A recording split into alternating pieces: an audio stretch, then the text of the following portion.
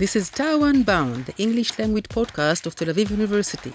Please welcome your host, Ido Aharoni, Tel Aviv University's graduate, member of the Board of Governors, lecturer, writer, and veteran diplomat.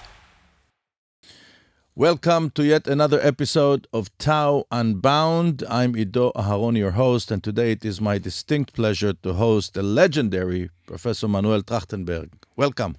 Thank you very much. It's a pleasure to be with you today. And you know why I say legendary is because you have been involved in so many things. You were in politics. You were in the public sphere. You handled the government-appointed commission after the 2011 very public protest. You were, of course, involved in shaping Israeli policy on the economy. You were involved as the head of the INSS that deals with national security studies. And so you have your fingerprints in so many places of importance. And we are so delighted to have you here.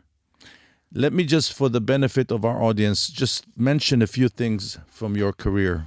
So Professor Trajtenberg right now is a visiting senior researcher at the INSS. He's a professor emeritus of economy at Tel Aviv University. He joined the university's faculty in 1984 after obtaining his Ph.D. from Harvard University. The Ph.D. was about CT scanners. We'll ask him about that. And his first two degrees from the Hebrew University. Interestingly, you were born in Argentina. That's right. Nobody's perfect. So tell us about that. Tell us about that part of your life and how you ended up here. Right. So I was born in Cordoba, Argentina. People associate Argentina with Buenos Aires typically, but there is life in the periphery, as we say in Israel, a periferia. There is also there a small community of Jews, very Zionist, very Jewish. I studied in a Jewish school, and I was in the Zionist youth movement from a very early age, and that shaped me. Because, at the time, Zionism was very real for us.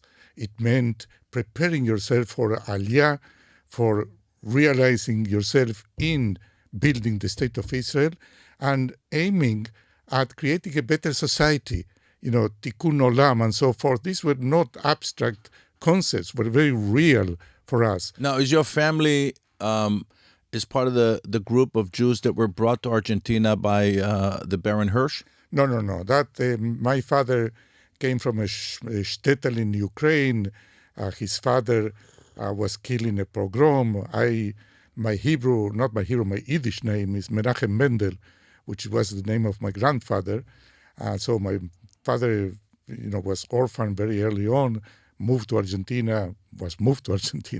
sent to Argentina. So I grew up there. My family was very Zionist. I came to Israel at a very early age by myself, because it was the thing to do. It was so clear. When I think about the situation today, at that time, the route, the course for your life, for somebody Jewish there in the Zionist movement was so clear. The goals, what you aim at, and the feeling of belonging to this great cause of building the state of Israel, of strengthening it, was so powerful. And I'm afraid, we lost quite a bit of that. And we will talk about that. Yes. Now, you arrive here, the year is 1966? 1967. Before the war, after the war? Before the war. Before the war. And actually, for circumstances that are quite amazing, I found myself taking part in the war. I was 16 years old because I was in a kibbutz bordering with Jordan, and all the men were mobilized before the war. And so they essentially mobilized my group of people, and we found ourselves actually participating in the war. As youth? Yeah, we were manning machine guns positions vis-a-vis the Jordanians. I mean, it was very real. We got bombed, we fired back, and so forth. Amazing, incredible. I think it's a chapter that is little known in Israeli history, that those frontline communities had to defend themselves. Completely. I mean, it was because, the men in the kibbutz were not there. I mean, they were all mobilized. And so there was a very small group that were left, and they were kind of commanding us. And we had to dig the trenches and so forth and so on. It's an amazing experience. And I think that explains a lot your passion for Israel, for Zionism, for Israel's future. I've done a lot of research in preparation for this conversation. I've seen some of your YouTubes, and you speak with such clarity about what should happen. But let's go back to your biography. So in 1973, you're getting your first degree from the Hebrew U, and your second degree from the Hebrew U, and then you go to America. That's right. Is this your first time in America? First time, yes. So tell us about that experience. Well, it's really by that time I was an Israeli young guy, and this, it was 1978. So, the world was not quite as open, access was not there, for young people. So arriving in America was really amazing. And to Boston is such a magnificent place because it's America, but it feels European. You see, it's not New York. And, the cradle of the higher education in America, it's Harvard, the first college, John Harvard established it, I think in 1638 or something like that. MIT, two stations of the underground there, you go to MIT. And so you feel overwhelmed. And also the Harvard was such an amazing place. It still is. But I must say, I felt there so proud to be Israeli, to be Jewish, because, the faculty, many of them were Jewish, and they were overtly Jewish. They were proud of it. So you felt that you belonged. You were appreciated for what you were, Jewish Israeli. Now zoom to this time, this really dreadful time. My older daughter is doing a postdoc at MIT. She did a Ph.D. here at Tel Aviv University in quantum physics. Her husband is doing a Ph.D. at Harvard. What they are going through is misery for being Israelis. And so for me, it's traumatic, because for me, I met my future wife at Harvard. Okay? and it was such a fantastic place, and it has turned a place hostile to Jewish people, to Israelis in particular, and that's awful. And how would you explain that? So I understand the people that talk about Israel's actions. We will talk about that, but it's something bigger, I think. Right? There's a generation that was educated from cradle that America is on the wrong side of history. It's a by and large an anti-American sentiment, which Israel is part of it. Would you agree with that? Well, that's part of the story. I mean, it's a conjunction of several factors that kind of came together all at once on October 7th, but they were there before. One is the woke culture, the cancel culture, and so far I've seen that process. Essentially, the most precious asset in academia, which is the freedom of thought and of expression, the challenging of ideas and so forth, that has been lost. Because, if you say something that's a bit critical for some group of people there, then cannot do it. You will be fired from the university if you happen to say something which some people find offensive. Okay, so essentially it's like the Inquisition, and that doesn't have anything to do with Israel. That's the woke culture that is essentially doing enormous damage to academia in general, to academia in the U.S., to the top, the Ivy League universities there. That's one. The second is that there are a few Palestinian or Palestinian supporters, organizations, that have invested for years in preparing the ground for what's happening now. And we have information about that at the INSS, we know about that, and so forth and so on. So it's a long-term investment that was ripe, on October 7th. And the third is what you are saying, which is there is a sentiment among the young people, we shouldn't generalize, some of the young generation that is confused in a sense. You look at the politics in the U.S., the polarization, the Trumpism versus others and so forth. It's something that we didn't really imagine that could happen in the States. All that has created essentially the perfect storm, and that storm has hit us. And I think that it will impact American politics for years to come. And as we've seen before, and you studied the economy, you probably know that every action, of course, causes a reaction. And I'm beginning to see the pushback against that culture of safetyism, right. Not only in academia, also in the corporate world. Right. If you follow Larry Fink's most recent memo about ESG and so on.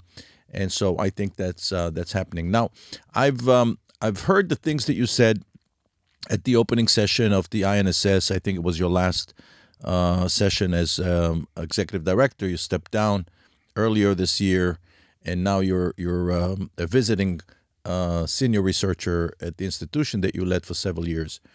And you spoke about what do you think Israel needs to do, right? So now we're several months into this war. It seems like there is no strategy, so there is certainly no exit strategy. It doesn't seem that the military operation has any political goal at the end. What do you think Israel should do now? Well, the situation we're going through is not only the most difficult, painful war that Israel has ever fought since the War of Independence. It's not only the most challenging for Israeli society because of both of the divisions, the demands on us, the fact that there are all these people that have been displaced from the north and the south, the trauma, and so forth and so on. There are so many factors operating. So it's a tragic, painful, difficult situation. But it's not only that.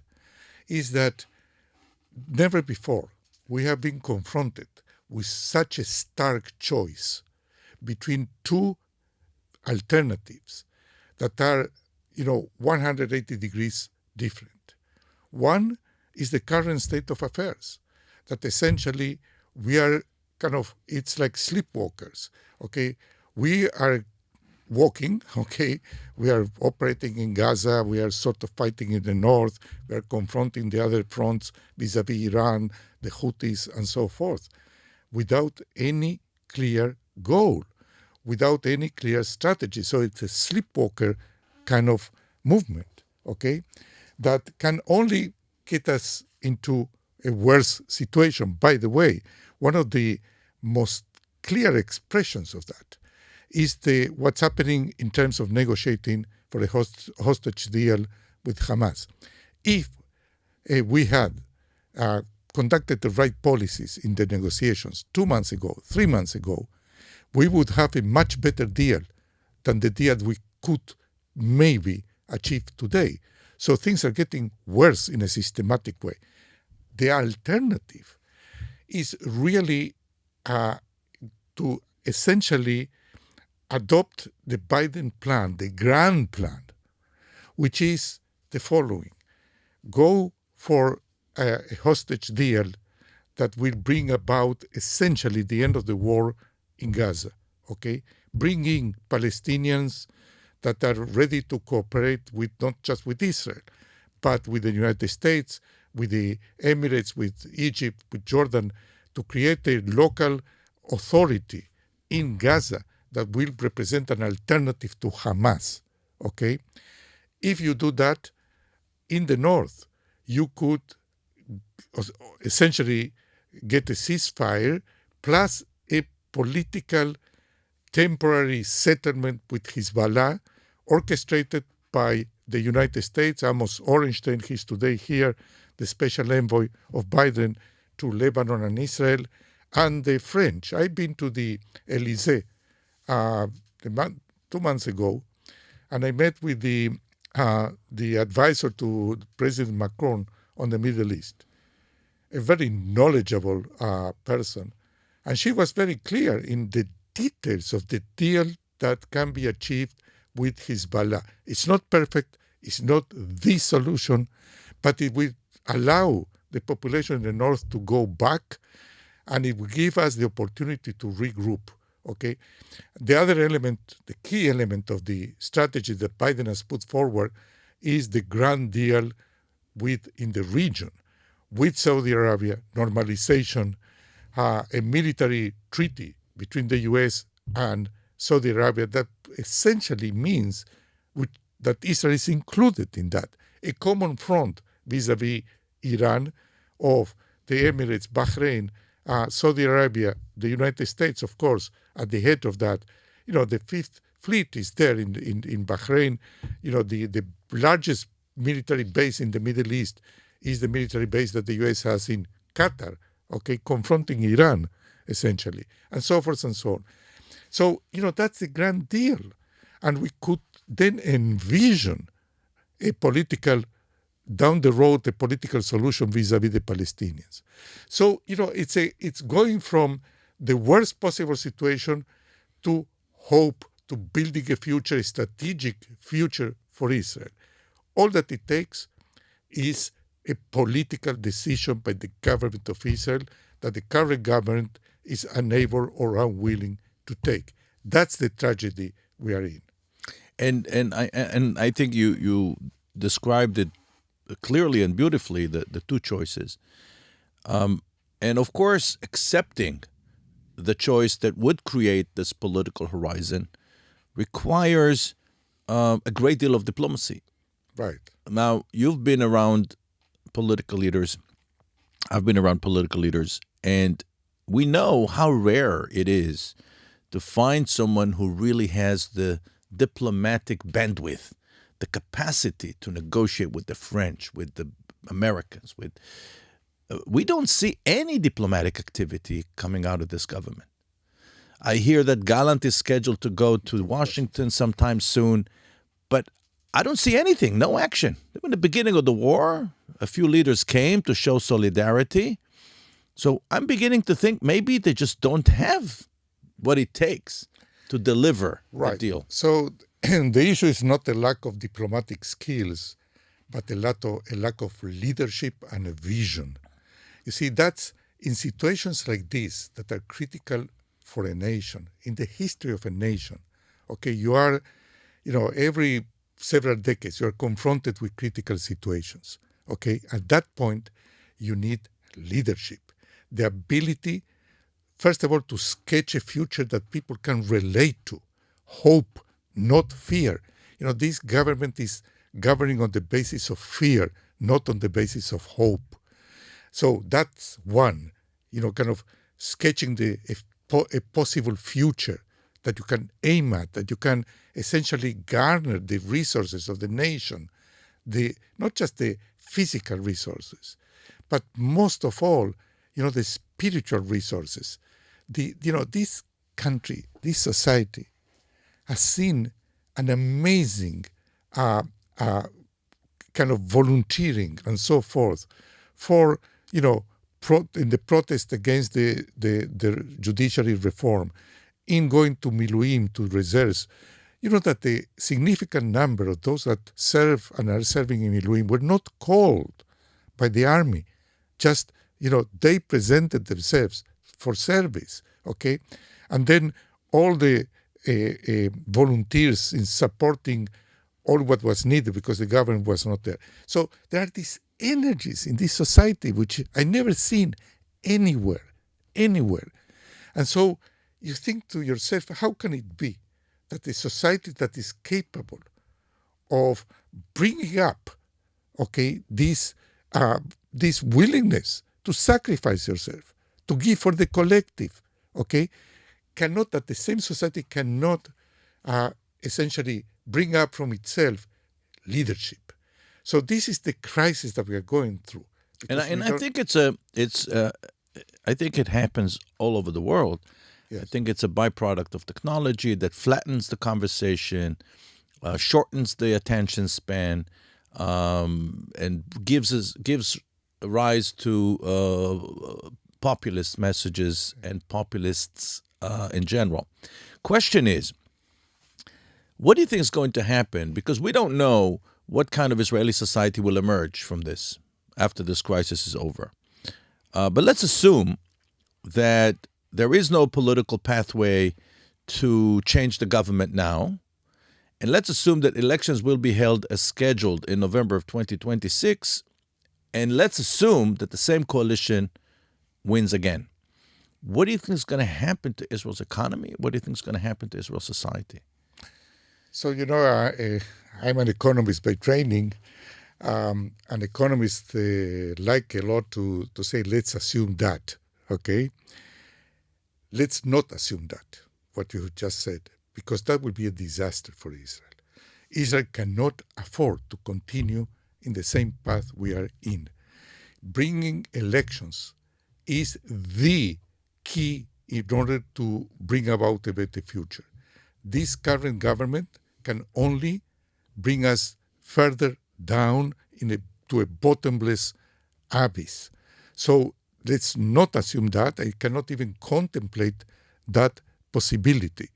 And all the energy should be essentially brought into action in the call for elections. Let me be precise about this, because some people object to that and say, hey, this government was elected democratically. So, Mapi Thomas, we say in Hebrew, you want to essentially bring down the government. And the answer is very clear. This government is being controlled by a very small minority in the government and in the population. So, 80% of the country, of Israeli society, does not support the policies that are being pushed by the extremists in the government. So this government is not democratic in that sense. You see, the people tend to think of democracy as the mechanics of it, okay? No, you should look at the essence of democracy. And at this point, I'm saying very clearly, loudly, and without hesitation, this government is not legitimate from a democratic point of view because of what I said before. It's not being controlled by the Likud. The Likud is a big party, okay? A majority in all the polls, a majority of the people in Israel want elections now, okay? So that's essentially the sentiment, and that's what should happen in this country. And it will happen because of what I said before, because the big change that has happened in Israel in the past year and a half, since essentially the attempt at judicial reform, is that vast segments of Israeli society have for the first time taken responsibility. You see, look at the high-tech sector. My daughters, they are in this high-tech sector and so forth. We know this generation. That was a generation that was detached from collective action, from politics. They took the country as given. They, went about creating startups. I always say that the place where the high-tech workers felt most comfortable in Israel is the airport. Because, they were going abroad, coming back, exits, and so forth and so on. That generation is saying no more. Now we take control of the country. And that's a huge change. And that's what gives me hope that we can and will bring about a better future for Israel. Now, the State of Israel is a product of a very effective strategy, meaning vision, laid out in the beginning with the presages of Zionism, then Theodor Herzl, Chaim Weizmann, and of course Ben-Gurion, who executed the vision, who had this. And the vision was, of course, statehood. Once we had a state, which you came to at the age of 16,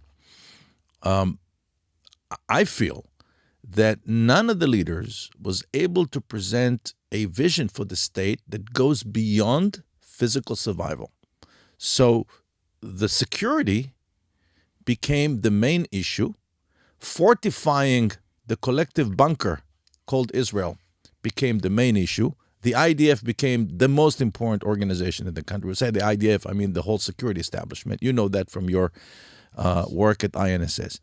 Question is, do you see, again, as an economist, and you also study sociology, do you see any other vision that could replace the vision of statehood and fortifying the security of the state going forward, 100 years from now? Definitely, not 100 years. I mean, I don't think in terms of 100 years. I think in terms of that are kind of that you can envision as a person.